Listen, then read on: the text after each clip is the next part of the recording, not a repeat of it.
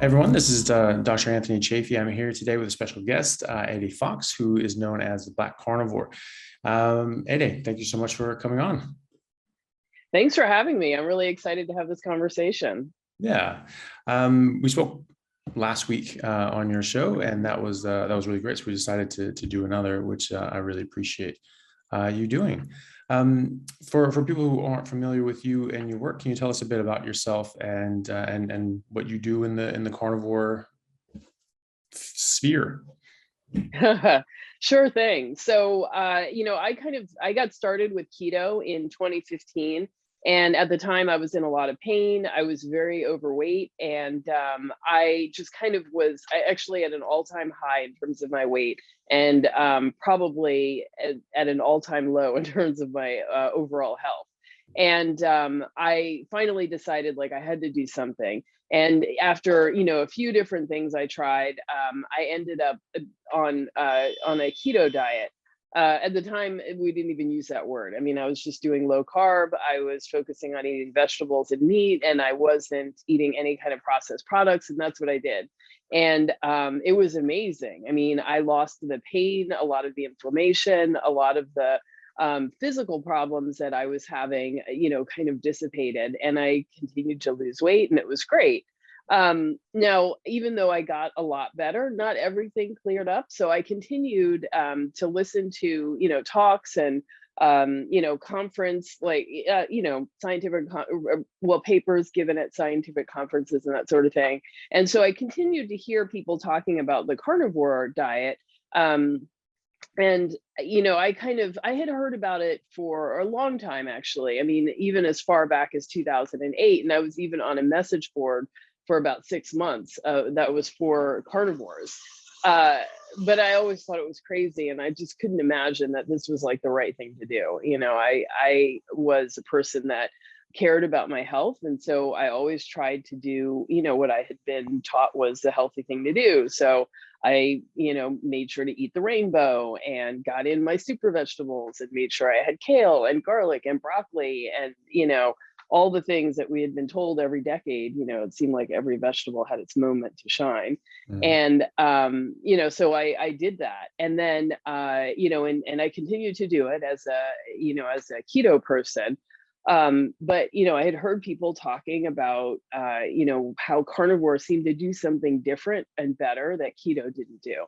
So I finally decided to go all in, and I really did it. And in fact, this is maybe interesting to note that the summer before I went all in on carnivore, so in my real life, I worked in for local government, and I ultimately ran for city council in my neighborhood.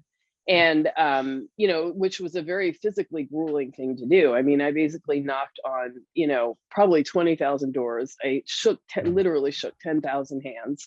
And in Brooklyn, where I live, all the buildings are like 4 to 6 stories, and in New York, you're not required to have an elevator unless the building is over 6 stories. So every one of these buildings, I was walking up and down the stairs, and many of these buildings were designed in such a way that they have 4 staircases, and you can't get to all the apartments going up 1 flight of stairs. Oh. So and I would go door knocking for about 3 or 4 hours a day. So that summer, because things were so stressful, I actually was most perfect on my diet because I just couldn't afford to lose out a day. So even on a bad day, like I didn't go home and like dive into a pint of ice cream, because that would knock me out for like another 48 hours. And I just couldn't spare that kind of time. So I actually was super, super on point, but my asthma was still getting worse and worse that summer. So I was like probably the most fit I've been in my life, and had the energy to do something that normally I wouldn't have.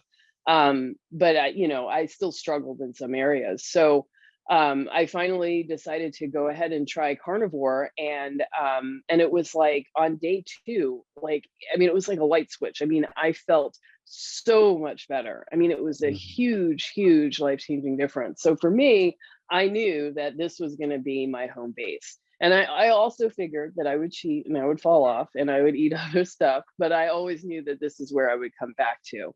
And over time, it took me time to kind of finally learned to stop cheating and falling off and just stay on it.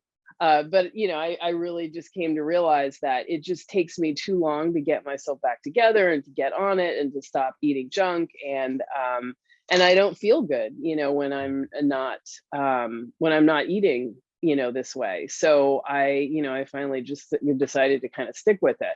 So, you know, the one thing that I think is a little bit different for me than maybe everybody else was that I had to stop dairy. And once I took out dairy, it was really like a light switch. My asthma just stopped.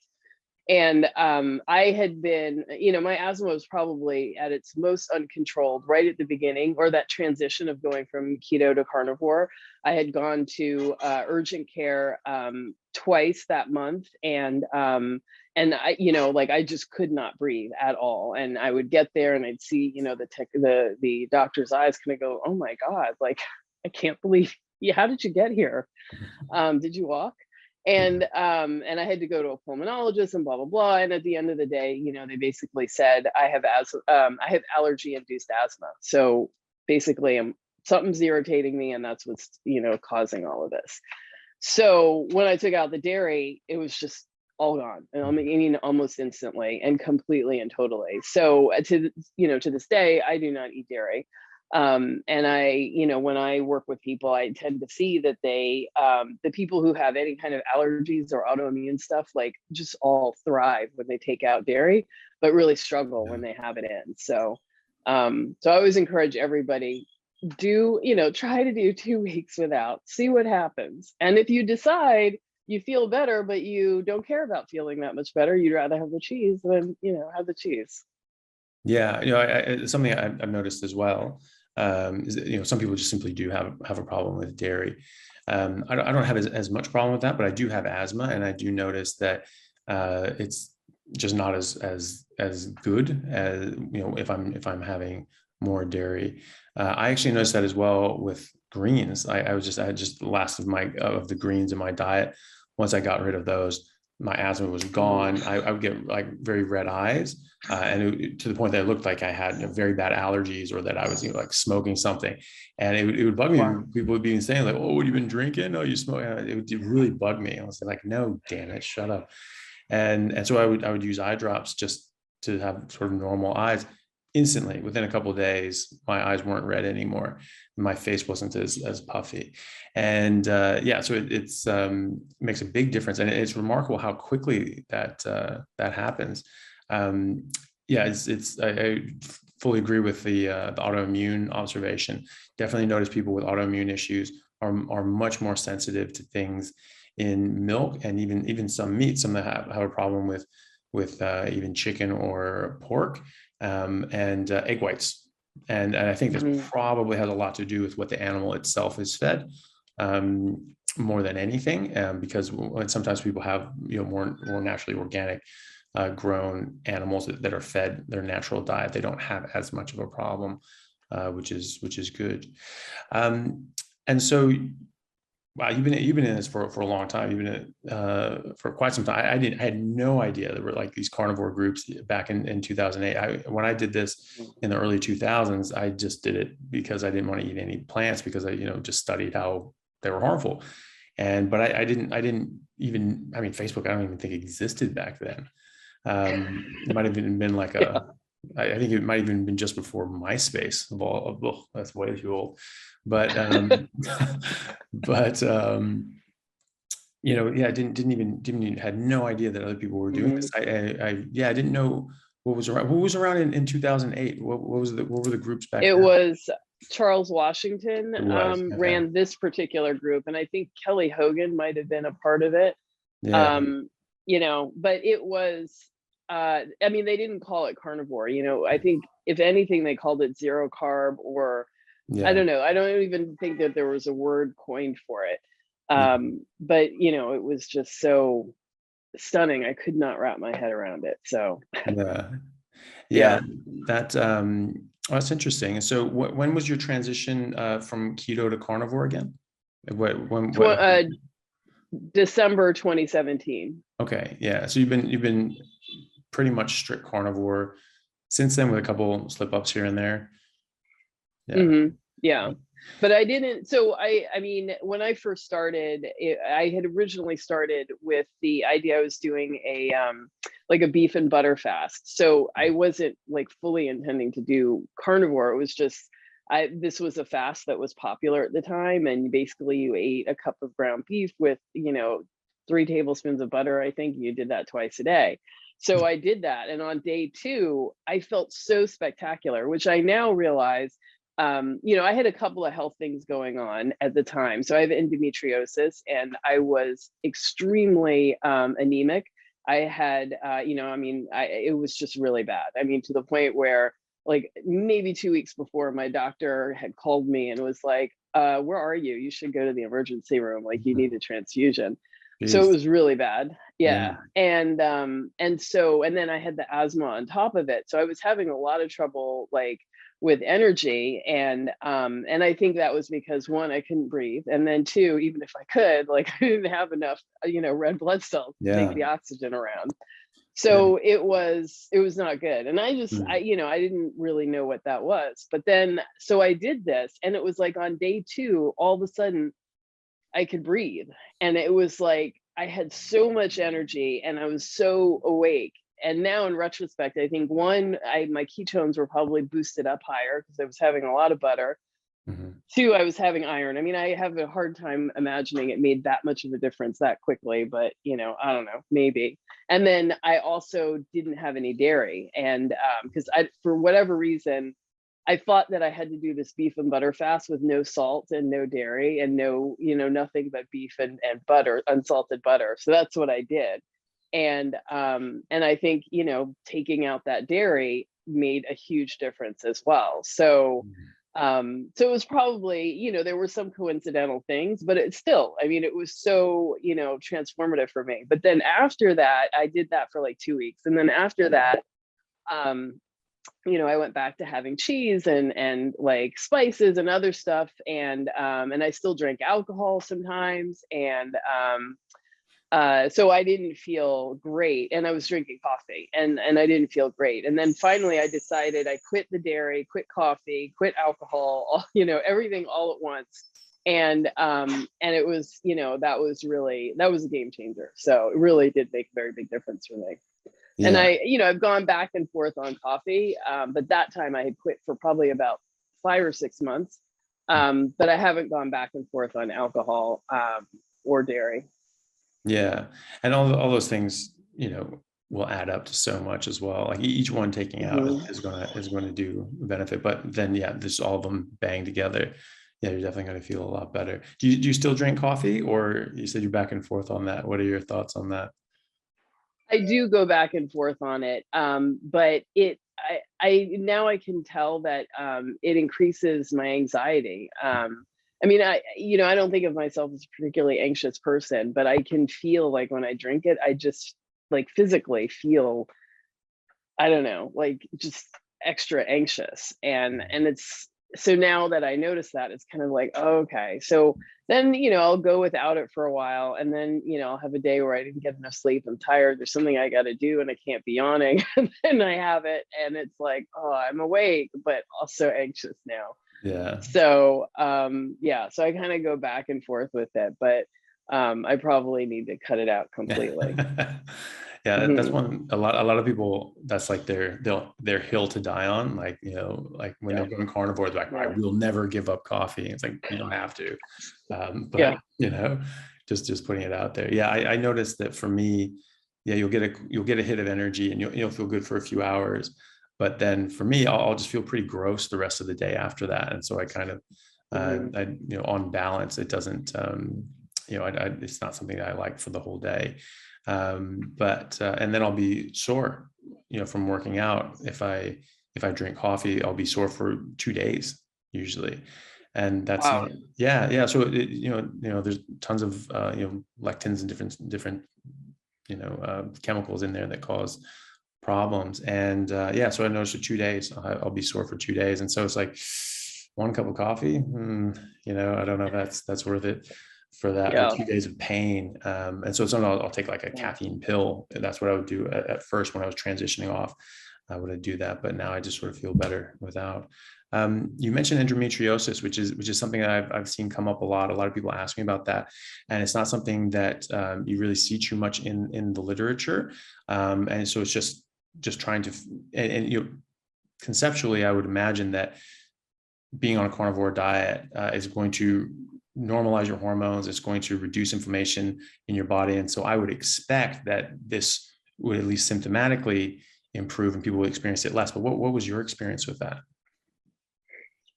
You know, I was 44 when I started keto, and at that time I started to have like irregular periods and a lot of problems.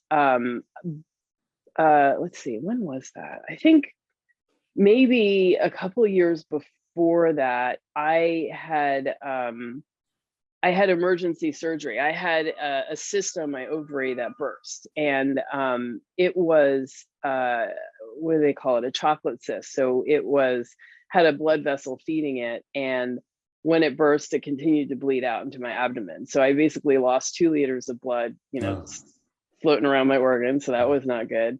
And you know, and that was when the doctors went in to fix that, and we're like, oh my God, look at all this endometriosis. So I think I had a good surgeon. She did a lot of work to clean things up, and you know, we're able to save my ovary and not, you know, have to have a hysterectomy or anything like that. But you know, at that point, I mean, things were already, you know, pretty far gone. And I didn't know before then that I had endometriosis. So all of this was like a shock. I think I didn't want to do like hormones and the birth control pills. So I did acupuncture for a couple of years to try to control the growth of, you know, any more cysts. And, you know, I think it seemed to work. You know, I was okay for a while, and then I had a cyst that grew back, but it was of moderate size. So, you know, we just kind of watched and waited. And then when I was, I guess, about 47, you know, things seemed to just keep getting worse. You know, even as I was losing the weight and my hormones were supposed to be calming down, like the menstrual stuff was not getting better. And so, you know, I talked to the doctor about it, but, you know, she was a surgeon. So, you know, her kind of answer was, well, we can try these medicines, or, you know, we can do a hysterectomy or an ablation. And, you know, I didn't really like any of those answers. So, I don't know. I think I was too far gone by the time I introduced this stuff to kind of make a difference, you know, with this. So I don't know, or else it would have been worse. I mean, I do know, obviously, the anemia was really bad, and thankfully I started eating meat, and I think that helped to keep me from being as low. It could have been, you know, it could have been far worse. But, you know, it took a while to kind of like get all of that under control, and then, you know, keep getting my iron levels to rise. Yeah. Yeah. Yeah, that's yeah, it's a very difficult situation to be in for anyone. So it's great that you were able to have, you know, good doctors and good team of people that were able to see you through it, and hopefully that's all stabilized now and not causing you too much problems. So your work as the Black Carnivore, what is your message? Who do you try to work with? What do you do on your platform to help people with their diet and lifestyle? Yeah, I just think that the carnivore diet is such a transformative way of eating. And for some people, you know, I mean, so many people in the Black community are struggling with diabetes, high blood pressure, heart disease, and stroke and cancer, that, you know, clearly we have something going on that we need to deal with.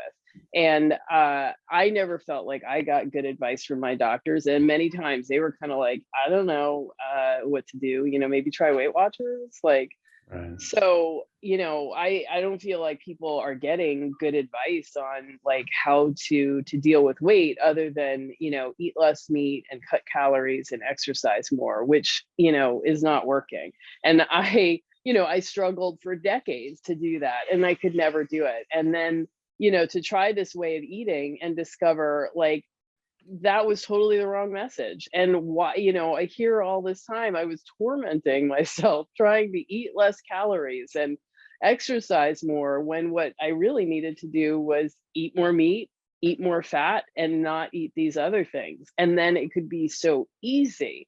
It wasn't a battle. And I shudder to think about all of the mental brain space that went into, remembering how many calories are in something, or, trying to get myself not to eat when I was hungry.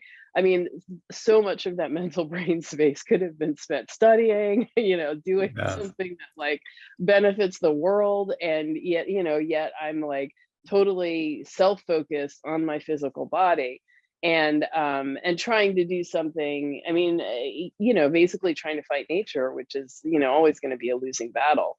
So I just really wanted to make sure that this information was available to people. And while I totally think this is the best way to eat and it's so easy, it's not for everybody. So it's fine, if people don't want to do it. But for people who do like meat and who do want to try it, I just want to make sure that this information is available and out there. And I do think it's important to see yourself reflected in, in the messaging and in the information out there. And I did not see other influencers or other people with platforms bringing Black people up to tell their stories or to be represented. So I was continually looked at, in the eye and told Black people don't do carnivore. And it's like, I'm right here and we are here. I've heard of So, the Maasai. Yeah, like huh? I mean, the Maasai certainly do carnivore. Well, Yeah. yes, Yeah. yes, exactly. So I just felt very frustrated, and so I really wanted to. So I created the podcast really to elevate the stories and the voices of Black people who are eating this way. And basically, I mean, I would come across people on Instagram and. Well, I guess I didn't do Facebook, but mostly Instagram. And so I invited them to, to be on my podcast and interview them and just, hear their story. Like, how did they come to eat carnivore? Why? And all of that. And so I started putting that out there, and I think it, helped to make a lot of people a little bit more confident about doing this, because, the reality is this does seem like a crazy thing to do. And I think that for some of us who are really into the science and all that kind of stuff, reading like studies and hearing about the mechanisms that might make this work or might explain why this is all good, that's interesting for some of us, but for a lot of people, like, that's total turn off. And so I wanted to make sure that there was stuff that wasn't like totally sciencey, and then that was just like a regular everyday Black person who's like, yes, I started eating this way. Yes, I used to love mac and cheese and my Sunday soul food or whatever, but I figured out a way to do it, and now I'm off medications and don't have any pain, and I lost 80 pounds.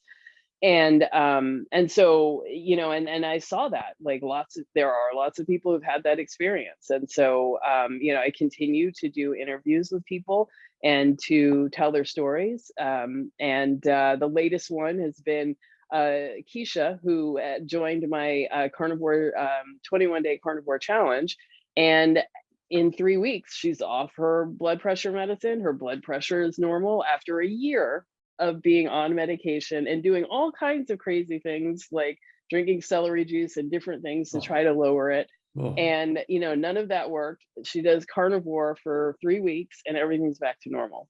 So yeah. Yeah, it's funny because that is what is recommended when people have high blood pressure. You need to go into a plant-based diet. You need to start eating a lot of vegetables, because somehow vegetables are going to lower your blood pressure, that without any evidence either asked for or provided. And yet we just eat this up. And I have friends of mine who are doctors, who are very, very brilliant doctors. But then, and they talk to me about nutrition, and they basically, one of my colleagues, her husband was doing a carnivore diet. She was doing more of a keto diet because her doctor was saying, well, I have high blood pressure issues, and my doctor, I have to eat a lot of vegetables for my high blood pressure. And I was like, who told you that? Why did they tell you that? And, you know, she's an absolutely brilliant surgeon and doctor. But unfortunately, she was just taking the word and the recommendation of this other doctor without actually questioning and say, okay, well, what is the evidence for that? Mm-hmm. Where are the studies showing that eating vegetables lowers your blood pressure? There are none. There's nothing, absolutely nothing. No. And in fact, I was actually just speaking with Professor Ben Bickman of BYU previously, and he does a lot of research into the metabolism and insulin and hyperinsulinemia, and he's actually showing that high blood pressure is really from insulin resistance. And insulin can actually be a vasodilator to your vessels, and when you get resistant to that, then it can't respond properly, and they get tight and hard, and that increases your blood pressure. And so just getting people onto, you know, a ketogenic diet or preferably a carnivore diet, all of a sudden you're going to just need to come off all your blood pressure medications, and people do, as you're seeing. And you know, and that actually works, you know, as opposed to, you know, say, oh, eat a lot of vegetables, which never works. It doesn't do anything. And yet we keep doing this. I mean, you know, it's the sort of the you know, most governments, they put in a program and it doesn't work, and the solution to that is funding that program more heavily, because obviously we just need more of this program, or it's like, or you know, it's bad and you should go to something else.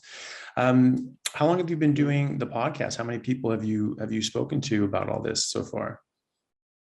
I don't know. I think maybe 70, Oh wow, 80. yeah. Oh, that's a ton. Yeah. Yeah. And then, you know, we do have a Facebook group that is over 1,000 members, and it is only for Black carnivores. So if you are watching this and you are Black, you are welcome to join. And it, you know, it's actually very active and thriving, and there's a lot of us who are doing this and doing really well on it. Good. Yeah. And is that something that you're seeing? You're seeing a lot of people. I mean, I obviously, you know, see a lot of benefit in my patients as well. Is that the same that you're seeing in your communities as well? Yeah, I mean, I regularly see people coming off of medications, reversing diabetes, reversing high blood pressure, you know, and losing weight. Like those are, you know, and well, ending chronic pain and inflammation. I mean, those are the top things that people are dealing with. We also have some people who, you know, have various kinds of inflammatory things and autoimmune things. So, you know, so dairy is like a constant discussion. Yeah. But yeah, I mean, you know, we're regularly seeing people do really well. You know, the only thing that I think is a challenge is I mean, I don't know, maybe this is like across the board of the US, but I think, you know, a ton of us are addicted to sugar. And including myself, I count myself in those numbers. And so coming off of sugar for me, like when I went low carb and was like, you know, getting off sugar, I mean, it was really hard for me. I mean, I definitely felt like I was, you know, really going through something. And it took a good 6 weeks before Mm. I felt like I came out the other side. It was like one day I thought, wow, you know, it's been like 3 days since I thought about M&Ms. But, you know, all through that 6 week period, like every day, like every couple of minutes, it'd be like M&Ms. No, no, M&Ms. No, no. And it was a struggle, definitely a struggle. But then I came out on the other side and I was like, oh my God, I had no idea this beautiful land of energy and clear head and not like constant looking for something to adjust my physical state. Like I had no idea such a world existed. So I think, you know, when I talk to people about this, like they don't know it exists either. They don't believe it, you know, they don't believe me. And you know, so that's why it's really helpful to have people tell stories so Mm. that other people know, you know, it's different. Like, you know, there is a marked difference between how you feel, you know, eating a carnivore diet versus, you know, how you felt you know, before on the sad on the sad diet. So yeah. Yeah.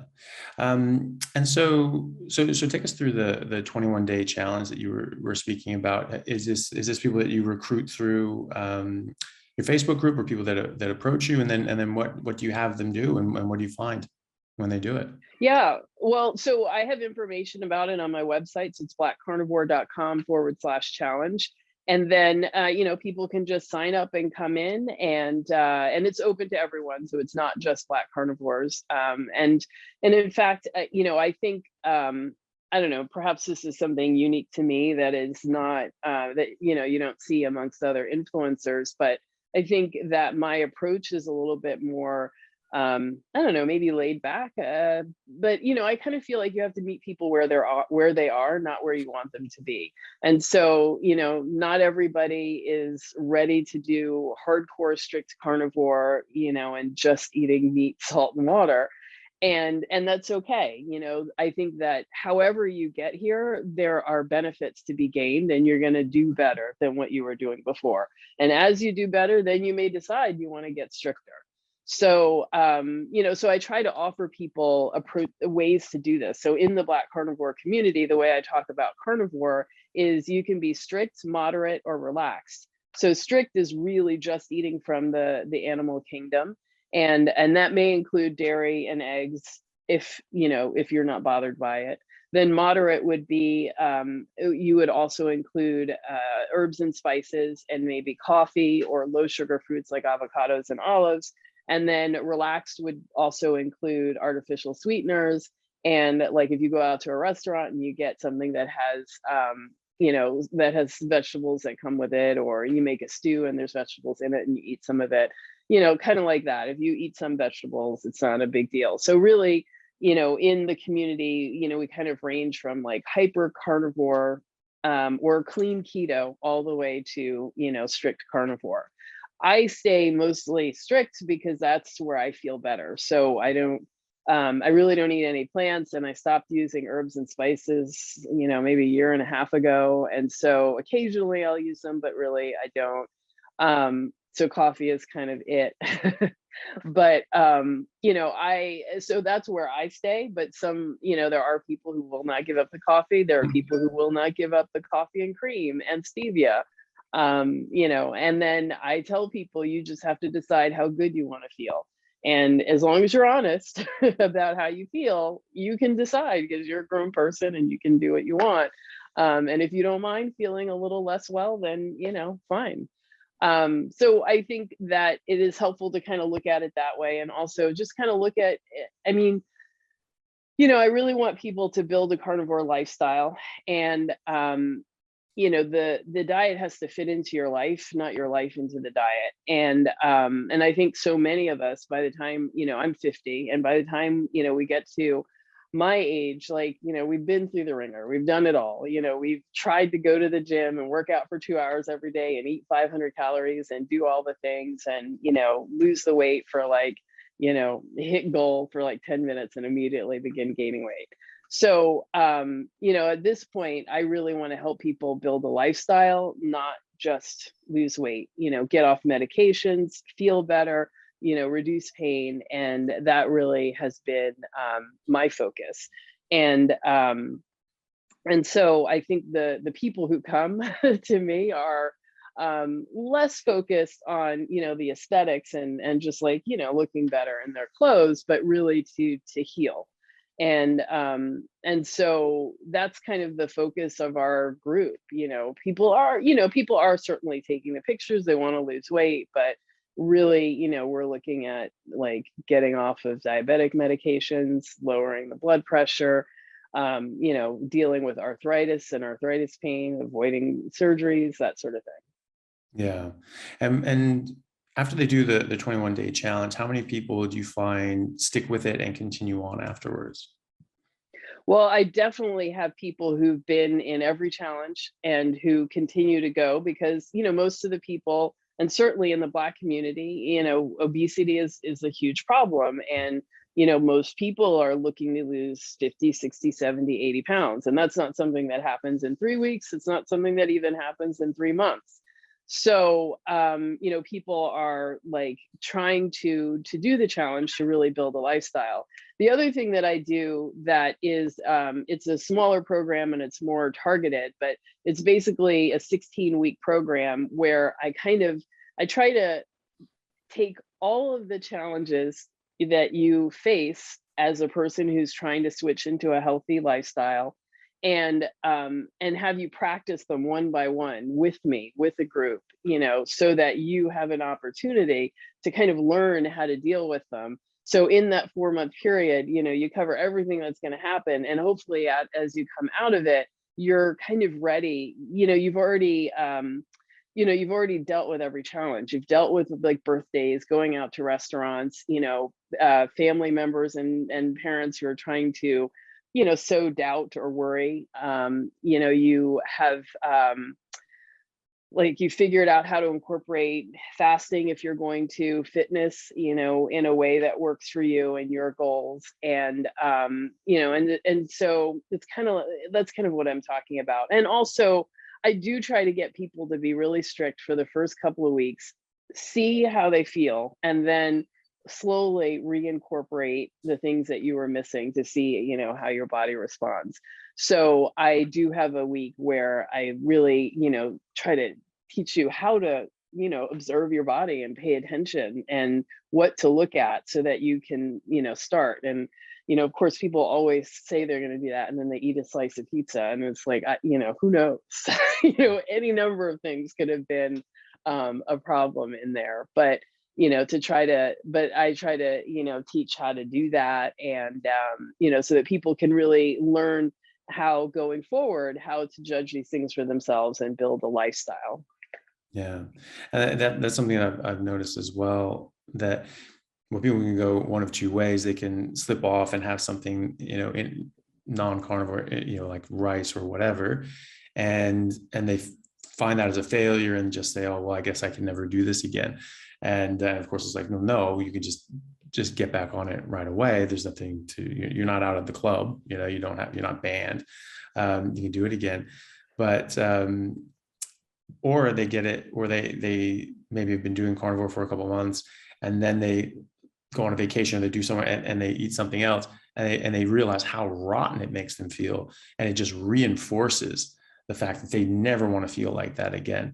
And they really prefer feeling good. And that's certainly been my experience. That anything that slips back in is just so, detrimental. Anyway, at the end of the day, is it making a huge difference in my life? It's not killing me, but I notice it, and it's noticeably different and noticeably worse. And to the point that I'm like, I don't want that anywhere near me. Or even just a bit of rice would slip into my food.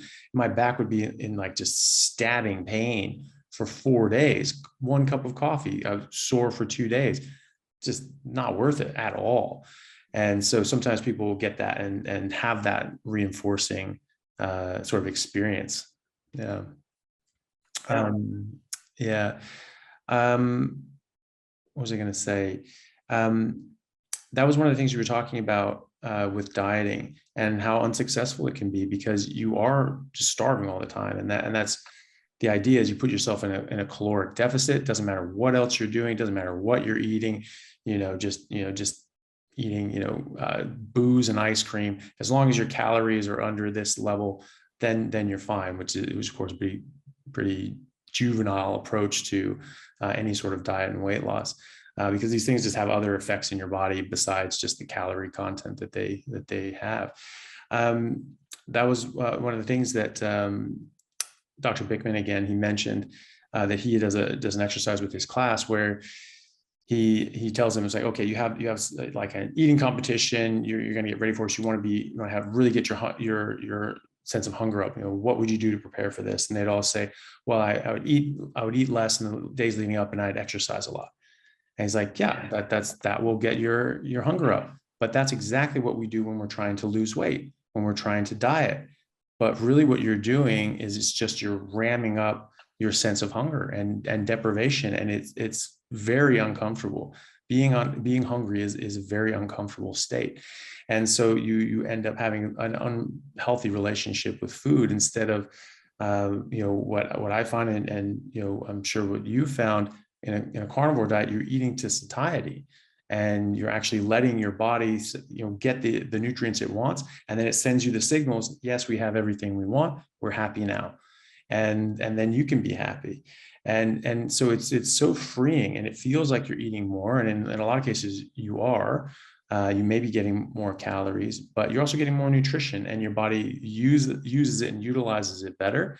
And so paradoxically, seemingly, you end up losing weight and becoming, much healthier, and I think much more sustainably so.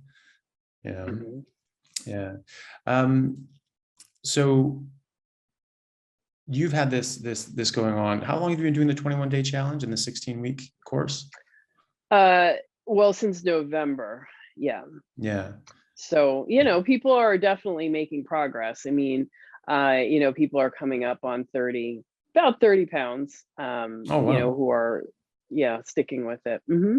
And that's in the 16 weeks? No, so these are people repeating repeating the challenges. They also, everyone who's doing the 16-week is also part of the challenge. So everybody gets as much support as possible, because I think, that's really the hardest part, for people. But I think what I see, and I don't know if this is true in other communities, but that people start losing inches right away, but the scale doesn't change. And so there's a lot of frustration there. And, I have to remind people, nobody can see the number on the scale, but everybody can see how tight your pants are. So really, that's, that's the measure that matters, not the scale, the number on the scale. So I don't really know how to, kind of talk about weight loss success with people. I mean, I tell everybody, take pictures. That's really going to be the best way to judge your progress. And, I have a woman, like, her waist looks visibly way smaller, way less rolls, rolls or and bulk. And she's only lost 5 pounds. Yeah. But, she looks like, she's got to be, at least 1 or 2 sizes smaller. So, I don't know. Like, I don't know really how to talk about it. Yeah, and that is something that people get hung up on, in particular, is just their weight, and they lose sight of their health. And I think that's something that's very important, is to focus on your appearance, and you can just see that there are dramatic changes happening, whether or not there's anything happening on the scale. But also, are you healthier or not, or do you feel better? And that's really what's the most important thing. There are some people that just take a while to lose the weight, and even lose the fat. You mentioned Kelly Hogan. She was one of these who for 6 months, and she swears up and down that she was very pure, wasn't eating anything that she wasn't supposed to, it was just meat and water. And for 6 months, she didn't lose any fat. She actually put on some weight, maybe some of it muscle, but she thinks that it was more than just muscle. And then after about 6 months, all of a sudden, just a switch clicked, and it just started pouring off of her. And she's very, very slender now. And that came very quickly after the 6-month pause. And I've seen a couple people do that as well. So it's important, to not get discouraged just because the scale is not saying what you want it to. I had a friend that got very discouraged because he was doing this for about a week and he hadn't lost any weight yet. So he's like, oh, I can't do this anymore. I'm just going to go back. And, I don't, then you're going back to eating the way that got you into that position in the first place. So obviously that's not the answer. If you wanted, something to change, then you need to change what you're doing. And then in my own experience, I lost, about, 20-25 pounds in the first couple of weeks, quite dramatically. But then my weight stayed exactly the same. It didn't change at all. I wasn't particularly trying to lose weight. I was just trying to be healthy. But I was visibly changing and taking sort of monthly pictures that were very different from month to month. But I stayed the exact same weight. I stayed the exact same weight for months and months and months until I actually sort of bunged up my knee and then couldn't squat and run and play rugby anymore. And so the muscle mass on my legs sort of went down a bit, and I lost weight because of that, which wasn't the weight I wanted to lose. So what are some of these, you've spoken to so many people. What are some of the really, inspiring stories and, great reversals in people's health that you've seen? I mean, it's the blood pressure, the medications, getting off medications, and reversing diabetes, or getting off of, diabetic medication. And right now, yeah, I mean, those are the stories that I see every day. And it's really, it's, for me, it's really inspiring, but also frustrating that, people in my real life, friends and family, don't want to do this. They're like, "Oh, it's crazy. I don't know what you're doing." And I know that it would be helpful and successful for them, but can't can't get them to consider it. But I am glad that it's becoming more popular and people are more curious about it online. So it's definitely spreading. Yeah, that's you can't, you can lead a horse to water, but you can't make them drink, as the Mhm. saying goes. And then, which is, yeah, exactly. I've had a lot of friends and family follow suit, just seeing the results that I'm having, and hearing me talk about it and ask me questions, which is always great. I always love to see that and see them thrive as a result. But then you have family and friends who are like, well, that's nice, and I'm glad that you found something works for you, but I'm just, again, not interested, for so many different reasons. Some people are just like, it just seems it's just too big of an overhaul. It's too difficult to change that much of their life, and so it's not something that's feasible for them at the time. And that's, totally understandable. But yeah, you do wish that, because you look at them, you're like, God, this could help you so much, and you wish that for them. Um, how long do you see how long does it take, in your experience, for people when they go full carnivore? How fast are they coming off their diabetes medication? How long are they? How fast does it take, or how long does it take to sort of reverse that process, from what you see? It's really fast. It really is quite fast. And so I'm finding that these changes are happening like within 2 weeks. And and people need to get treatment, or deal with like coming off medications. Now, I'm going to tell you the truth of what I see is that so many people are diagnosed and prescribed high blood pressure medicine that they take when they feel like it. Yeah. So when we start, and many of the people in my community, I mean, I mean, of course, there are tons of studies and conversation about how Black people are not getting the same kind of care in this country as as white patients, or the outcomes are very different, even when you standardize for income and all these other things. So I don't really know. What I feel when I talk to people is that they don't feel like their doctors are their partners in health. And so, for whatever reason, they're not taking the medication, they're not discussing that with the doctors. So even, the medication may be, irritating, upsetting, it may have all kinds of side effects, and they're not having that conversation. And so, they may decide to just stop taking the, high blood pressure medicine, and their blood pressure is dropping, and things kind of come together pretty quickly, which is awesome. But I do tell all of them, I'm not a doctor. I can't, I'm not supposed to, take you off the stuff. You've got to work out with them. But people, of course, do what they want to do. And I think, something similar happens with, with the diabetic medication. And, my mom was, on metformin, and it was not well tolerated. So she Mm. constantly had problems with it. And I think a lot of people, whatever these medications are, there are a lot of side effects, and they do take them or they don't take them, and, whatever. So, so basically, I think that the people in my community are often struggling to find the right way to come off the medications. And they have doctors who say outright they won't treat them if they are following a low carb diet, because it's not a healthy way to eat. Oh, really? And yeah, Oh, yeah.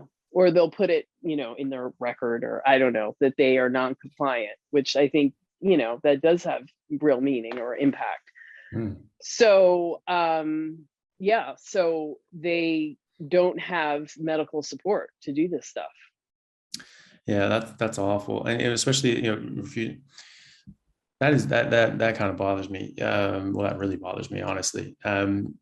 Especially, with doctors, Dr. Ken Berry wrote a book called Lies My Doctor Told Me. And he goes through all these different points that we take for granted, and doctors take for granted in a lot of cases, that are just completely not supported by the evidence, or have so much evidence against. And a lot of these things, with low carbohydrate and cholesterol and the other lies that have been perpetuated over the last 50 years and have caused so much detriment to people's health. These are things that are just commonly accepted. And you go to the doctor who knows literally nothing about, it's the funny thing, because we don't get taught diet and nutrition in medical school. We just get the same, the same sort of old stories reinforced. And so now we're in medical school, we go talk about cholesterol and cholesterol medication. So obviously cholesterol is bad. Yeah, obviously fat's bad. We don't really go into it. We do some biochemistry, we do some work in that field, but it's not very much. And if you're not paying attention to it and looking at how these biochemical processes tie into diet and nutrition, like, you will really miss it. And then these people think that they can give learned advice, to the extent of saying, I'm not going to treat you unless you eat the way I want to eat. I wonder how healthy they are. I wonder what their BMI is. It's probably it's probably not great. You have this overweight doctor who smokes telling you, like, oh, you got to cut that stuff out. Maybe you need to take your own medicine. I was talking to a nutritionist. She got a PhD in nutritional sciences, and she was always struggling with her weight and always having these yo-yo diets. And she had a PhD in this. And like, you would think that, if you knew that, you know the exact thing that is perfect for people to eat. And she was doing it, and she was overweight and unhealthy. So obviously there's something wrong here. And she was able to recognize that, and then find her way onto a carnivore diet as well. And now she's in great health.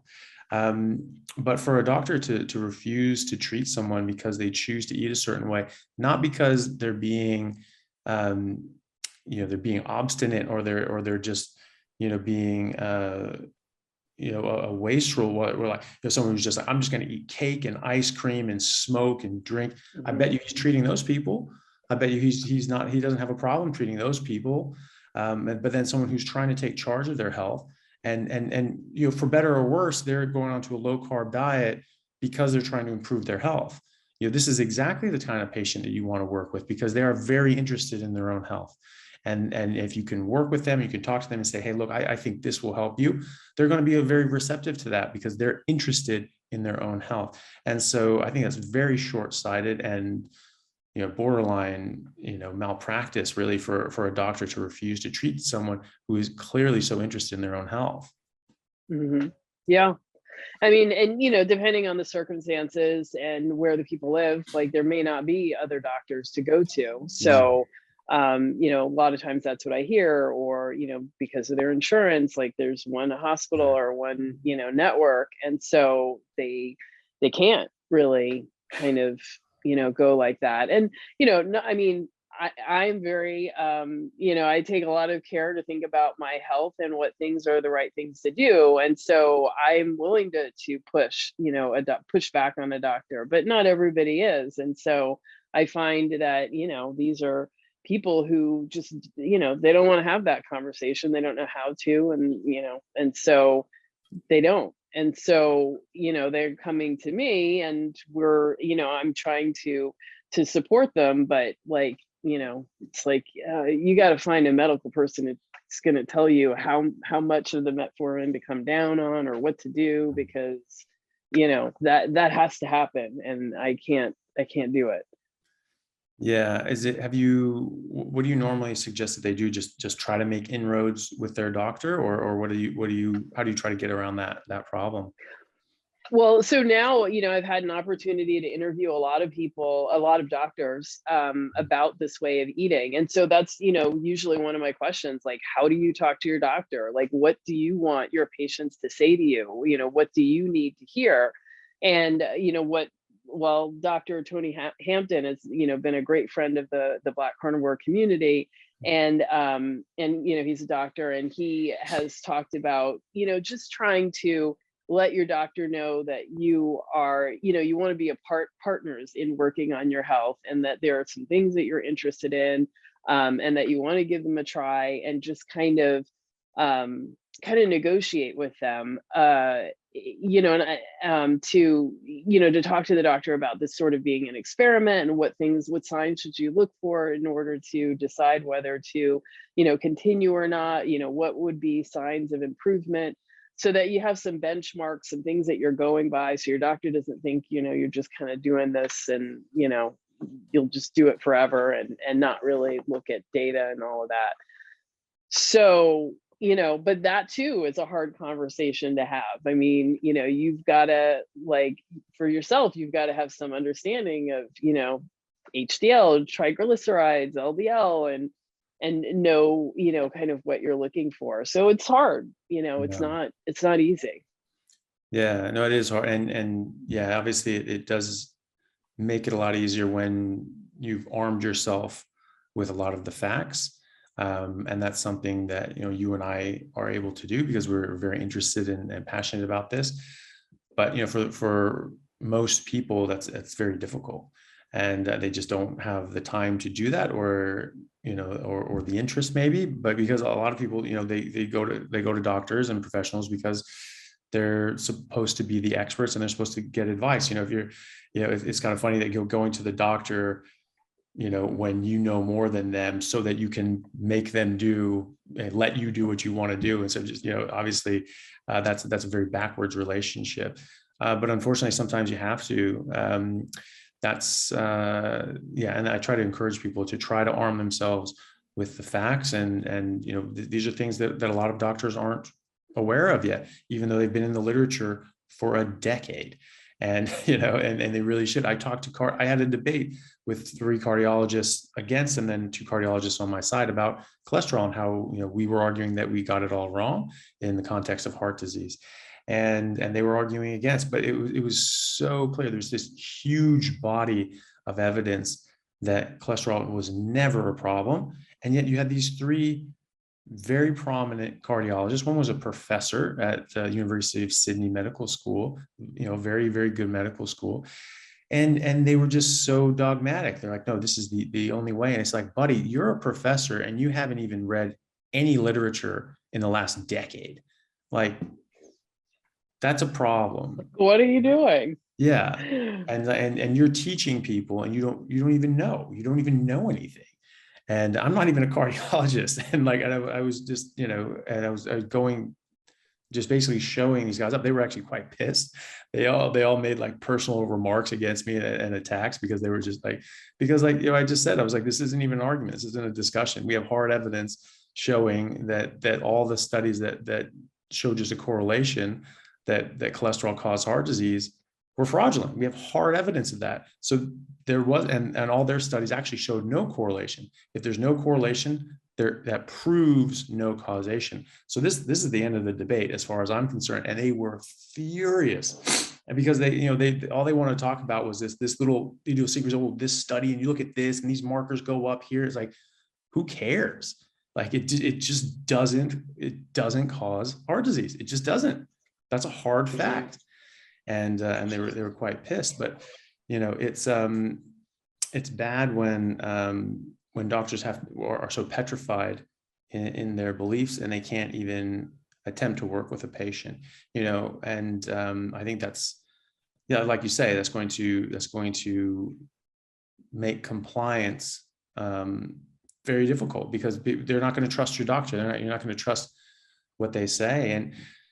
And it'd be nice if you could just get a new doctor, but like you say, that's just not possible in some areas and for some people. So it's a very difficult situation. But I'm glad that there are alternative sources like yourself, and more resources becoming available online where people can sort of learn about these things and take their health into their own hands. And that's the thing is, once you get on to these proper diets, most of the time you can get off nearly all of your medications across the board. I mean, anything. You can almost always reduce any medication when you get onto a proper human diet. I'm conscious of your time, and I don't want to take too much, but I just want to say thank you so much for coming on. I've had a lovely time talking to you. Also, you remember you saying that you were 50. I was sure you were in your 30s. You don't look out. You absolutely do not look 50. So whatever you're doing is working very well for you. And thank you very much. Is there anything else that you wanted to address or say? And otherwise, how do we get a hold of you? How do we support you? Yeah, absolutely. So you can go to blackcarnivore.com and you can see some more of my story. You can also download my 3-day free meal plan, because I really want people to try this in even 3 days. Like, you'll see a big difference. You can check out more info about the challenge at blackcarnivore.com/challenge. And there's also a link there if you want to talk to me about the 16-week program. You can set up a Calendly meeting just to talk to me about it and see if it's right for you. And you can find me on YouTube at Black Carnivore, and on Instagram at Black Carnivore, and on Facebook. There I'm Ede Fox, EDEFOX. And yeah, that's pretty much all the places I am. And I'm happy to talk. So shoot me a DM. I'd love to hear from you. Just tell me your story. Tell me how you've healed or what's changed for you. And let me give you your flowers and your celebrations and congratulations for giving this way of eating a try. Yeah, well, that's great. Well, I encourage everyone to go and look at your YouTube and your stories and your website, because I think you're doing a lot of really great work for people, and anyone can find a lot of benefit from there. So I hope everyone goes and checks that out, and I'll put links to everything in the description as well. All right, Ede, thank you so much for coming on. It's been a pleasure. Thank you for having me. You're welcome.